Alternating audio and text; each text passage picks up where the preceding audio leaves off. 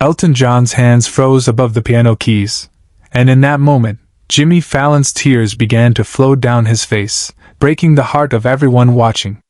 The Tonight Show studio, usually filled with laughter and applause, had fallen into a silence so profound you could hear the cameras still rolling. 300 audience members sat motionless, witnessing something they never expected to see: America's favorite late-night host completely vulnerable, completely human. What happened in those next 15 minutes would become the most talked-about moment in late-night television history. But to understand why a simple photograph could stop a legend like Elton John mid-performance and reduce Jimmy Fallon to tears, we need to go back to where it all began. Subscribe and leave a comment, because the most powerful part of this story is still ahead.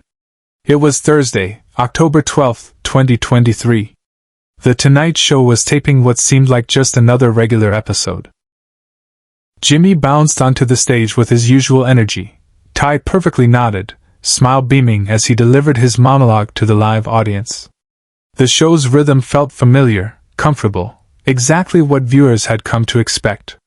The guest lineup was impressive but not unusual: a Hollywood actress promoting her new film, a comedian with a Netflix special, and then the musical guest, Sir Elton John, making his 15th appearance on the show. At 76 years old, Elton had been a friend of Jimmy's for over a decade. Their chemistry was natural, their banter effortless. During rehearsal that afternoon, everything went according to plan. Elton would perform 2 songs first, Your Song, and then, if time permitted, Rocket Man. Jimmy seemed relaxed, joking with the crew between takes, completely unaware that his personal world was about to collide with his professional one in the most unexpected way. But hidden in Jimmy's dressing room was something he hadn't shared with anyone. Not his producers, not his wife, not even his closest friends. A letter had arrived that morning, along with a photograph that would change everything. The letter was from Margaret Walsh, an 82-year-old grandmother from Pittsburgh. Her handwriting was shaky but determined. "Dear Mr. Fallon, my grandson Danny has been fighting leukemia for 8 months. He's only 11 years old, and Elton John's music is the only thing that makes him smile anymore. He asked me to send you this photo of him playing your song on his little keyboard in the hospital. He said he dreams of meeting his heroes someday. I know you're a busy man, but if there's any way. His doctors say we don't have much time left." The photograph showed a pale, thin boy with a bald head and the brightest smile, his small fingers positioned on a toy piano, hospital tubes visible in the background. On the piano bench beside him sat a handmade sign that read, "For Elton John, love, Danny." Jimmy had stared at that photo for 20 minutes that morning, fighting back tears in the privacy of his dressing room. He tried calling the number Margaret provided, but there was no answer. The weight of that image, that plea from a dying child, had followed him throughout the entire day. As showtime approached, Jimmy made a decision that would go against every protocol in television. He slipped the photograph into his jacket pocket, not knowing exactly what he planned to do with it, but knowing he couldn't just file it away like other fan mail. Jimmy stopped mid-joke. The entire studio froze. The show had been progressing perfectly. The actress had been charming, the comedian had killed with his set, and now it was time for Elton John. The legendary musician took his place at the piano, adjusted his signature glasses, and began the opening notes of Your Song. Jimmy sat behind his desk, doing what he always did during musical performances, watching, smiling, occasionally mouthing along to lyrics he'd known since childhood. But as Elton's voice filled the studio with those familiar words, "It's a little bit funny, this feeling inside," Jimmy's hand unconsciously moved to his jacket pocket, feeling the edges of Danny's photograph. The song was building to its emotional peak when something inside Jimmy snapped. The weight of keeping Danny's story to himself, the image of that brave little boy playing this exact song in a hospital room, the knowledge that time was running out, it all became too much to bear. Without warning, Jimmy stood up from his desk. The cameras kept rolling, but the director in the control room started gesturing frantically. This wasn't in the script. Jimmy never interrupted musical performances. Never. But Jimmy wasn't thinking about scripts or protocols anymore. He was thinking about an 11-year-old boy who might not live to see another birthday. Elton noticed Jimmy approaching and, confused but trusting, began to slow the song down. He'd worked with Jimmy long enough to know that when something was off, the host usually had a good reason. "Elton," Jimmy said softly, his voice picked up by the sensitive stage microphones. "I need to show you something." The audience murmured, uncertain what was happening. This felt too real, too raw to be part of the show. Jimmy reached into his pocket and pulled out the photograph, his hands visibly shaking. Elton's fingers gradually stopped moving across the keys as Jimmy placed the picture on top of the piano. For a moment, the only sound in the studio was the gentle hum of the air conditioning and the distant rumble of New York City traffic outside. Behind the scenes, Fallon made a decision that defied every producer's expectation. As Elton looked down at the photograph of Danny, his famous composure began to crack. The image of the sick child, so full of hope despite everything he was facing, struck the musical legend like a physical blow. Elton had seen many things in his decades-long career, but this raw display of a child's courage and love for music touched something deep within him. "What's his name?"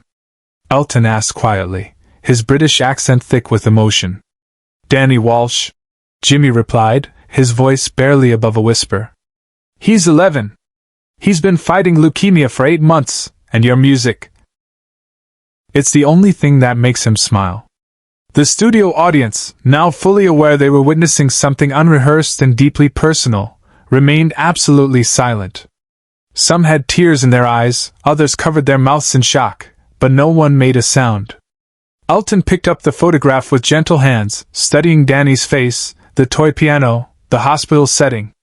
This wasn't just another fan photo. This was a window into a child's soul, a glimpse of pure love for music in the face of unimaginable hardship. "Where is he now?" Elton asked. Jimmy pulled out his phone. "I tried calling his grandmother this morning, but I don't know if—" His voice trailed off, the implication hanging heavy in the air. Without hesitation, Elton stood up from the piano bench. "Call her again. Right now." The entire studio held its breath as Jimmy dialed Margaret Walsh's number. The phone rang once, twice, 3 times. On the 4th ring, a shaky voice answered. "Hello? Mrs. Walsh? This is Jimmy Fallon from The Tonight Show. I'm here with Elton John, and we're looking at Danny's beautiful photo." The gasp from the other end of the line was audible throughout the entire studio. Oh my goodness. Danny! Danny, wake up! It's Jimmy Fallon and Elton John!" Through the phone speaker, everyone could hear the excitement, the disbelief, and then a weak but eager young voice. "Is it really them, Grandma?" But this is the moment no one in the studio, and no one watching at home, ever saw coming. Elton gently took the phone from Jimmy's hands. His voice, which had filled arenas and comforted millions through song, now carried a tenderness reserved for the most precious moments. "Danny? This is Elton. I'm looking at your picture, and I want you to know something. You play that piano better than I ever could." Through the phone speaker, the sound of a child crying with joy filled the studio. It was raw, unfiltered emotion that no script could capture, no rehearsal could prepare for. "I wanted to meet you so badly." Danny's voice came through, weak but filled with wonder. "Well, I have an idea about that," Elton said, glancing at Jimmy, who nodded immediately. "What if I came to see you instead? What if I brought my piano to you?" The silence that followed wasn't empty, it was full of everything that matters: hope, love, human connection. Danny's grandmother could be heard sobbing in the background, and in the studio, there wasn't a dry eye in the house. "You would do that? For me?" Danny asked. Elton looked directly into the camera, speaking not just to Danny but to everyone watching. "Danny, music isn't about the size of the stage or the number of people listening. It's about moments like this. It's about connection. It's about love. And you, my brave boy, understand that better than most adults I know." Jimmy, overwhelmed by what he was witnessing, made another split-second decision. He loosened his tie, the same tie he wore every show, his good luck charm, his armor of professionalism, and pulled it off completely. This simple gesture spoke volumes. Jimmy wasn't the host of The Tonight Show anymore. He was just a man, moved by a child's courage and an artist's compassion. "Danny," Jimmy said, taking the phone back, "Elton is going to play your favorite song again, and I want you to listen carefully, because he's playing it just for you." Elton returned to the piano, but this time, everything was different. His hands found the keys with a gentleness that transformed the familiar melody into something sacred. As he began, "Your song," again, his voice carried decades of experience, wisdom, and now, a deep connection to a brave little boy hundreds of miles away. The studio audience rose to their feet not in applause, but in reverence. Some wiped away tears, others simply stood in silent appreciation of what they were witnessing. The Tonight Show band members, who had seen thousands of performances, watched with expressions of awe. Through the phone, Danny's voice could be heard singing along, weak but determined, hitting every note with the passion that only comes from truly loving something. His grandmother's quiet sobs provided a heartbreaking harmony. As the song reached its crescendo, Jimmy did something that would become the defining image of his career. He walked over to his desk, picked up his ever-present note cards, the crutch every late-night host depends on, and set them aside. He was no longer performing. He was simply present. When Elton finished the song, the studio erupted not in the usual applause, but in something deeper, a collective exhale of emotion that had been building throughout the entire impromptu performance. "Danny," Elton said into the phone, "I want you to know that tonight you were my duet partner. You and I sang that song together, and it was one of the most beautiful performances of my life. Share and subscribe. Make sure this story is never forgotten." The show didn't return to its regular format that night. Instead, Jimmy made the unprecedented decision to end early, dedicating the remaining time to Danny. Elton spent another 20 minutes on the phone with the boy, sharing stories about music, about life, about the power of dreams even in the darkest times. The audience remained in their seats, understanding they were witnessing television history. Cell phones came out not to record, but to wipe away tears. The experience was too sacred to reduce to a social media clip. True to his word, Elton John flew to Pittsburgh the next day. He spent 3 hours with Danny in the hospital, bringing not just his voice, but a full-sized keyboard. Together they played "Your Song," with Danny handling the melody while Elton provided harmony and percussion. The hospital staff later said they'd never seen anything like it. The entire pediatric ward gathered to listen, and for those 3 hours, the building didn't feel like a place where children fought for their lives. It felt like Carnegie Hall. Danny passed away 6 days later, but not before telling everyone who would listen about his duet with Elton John, both on television and in person. His grandmother kept the keyboard that Elton left with him, and it now sits in the hospital's music therapy room, where other children fighting their own battles can find comfort in music. For Jimmy Fallon, that night changed everything. The tie he removed during the show was never worn again. Instead, it was framed and placed in his dressing room with a small plaque reading, "For Danny, who taught us what really matters." In interviews afterward, Jimmy rarely spoke about technique or comedy timing. Instead, he talked about connection, about the privilege of reaching people in their living rooms, about the responsibility that comes with a platform. Elton John, meanwhile, dedicated his next album to brave children everywhere, especially Danny Walsh, who reminded an old musician what it really means to perform with heart. The video of that night became the most watched Tonight Show clip in the show's history, not because it was funny or entertaining in the traditional sense, but because it was real. It showed two famous men being human, being present, being willing to break every rule for the sake of a child they'd never met. But perhaps the most lasting impact was on the viewers who witnessed it. Thousands of letters poured in from parents, grandparents, teachers, and children, all sharing their own stories of courage, of hope, of the moments that make us most human. The photograph that started it all, Danny playing his toy piano in the hospital, was enlarged and now hangs in the Tonight Show offices. It serves as a daily reminder to everyone who works on the show that their job isn't just to entertain, it's to connect, to comfort, to remind people of what's beautiful in the world.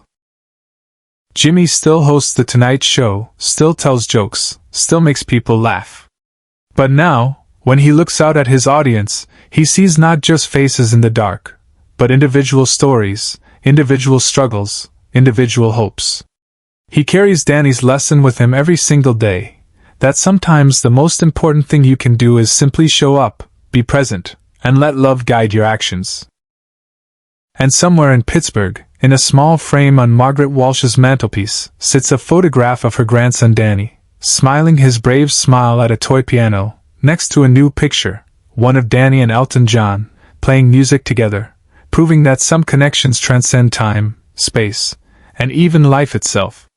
That night at the Tonight Show taught millions of viewers a simple but profound truth, that in a world often divided by differences, music, and human compassion remain our most powerful universal languages. And sometimes, all it takes is one brave child and two men willing to listen to remind us of what really matters.